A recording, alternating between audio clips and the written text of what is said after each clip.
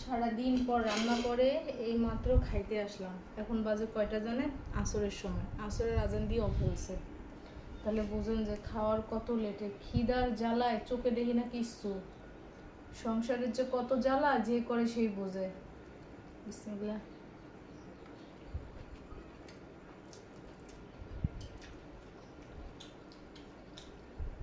আজ দেখেন আমার হাঁসের গোশ, এটা ভেন্ডি মূলা আলু একসঙ্গে ভাজি।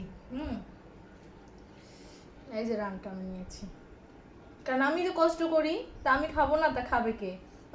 একটা হাঁস পুরা পরিষ্কার করে রান্না করা কষ্ট আছে। এটা হচ্ছে আস্ত রসুন। এত সুন্দর রান্না, মানে কি বলবো, যে খায় নাই সে বুঝবে না যে কত সুন্দর রান্না। আর আমার পানিগুলো একটু আয়রন, তো রান্নাটা কালো, নাহলে আরো সুন্দর হতো কালারটা। কালো ভুনার মতো করছি।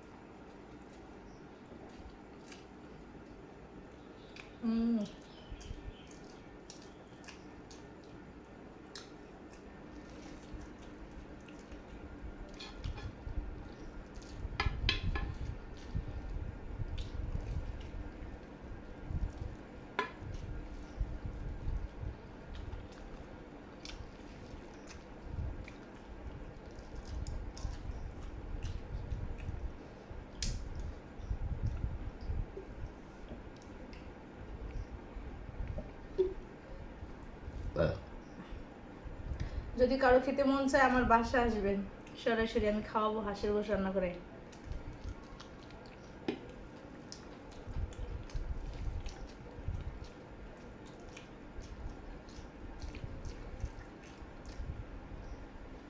এখন পর্যন্ত যতজনের রান্না করে খাওয়াইছি কেউ ভুলতে পারে না। এই হাঁসের গোশ রান্না করে একবার একজনের কাছে নিয়ে গেলাম, নাম বলবো না, একটা হাঁস,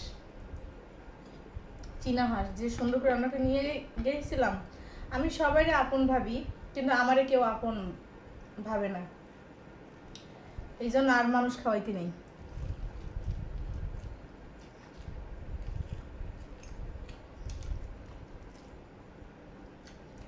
সে খাইয়ে আমার কোনোদিনও খোঁজ খবর লয় না, ফোন দিলেও ফোন ধরে না,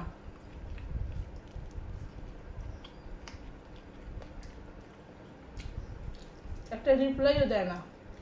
মানুষ চিনলাম।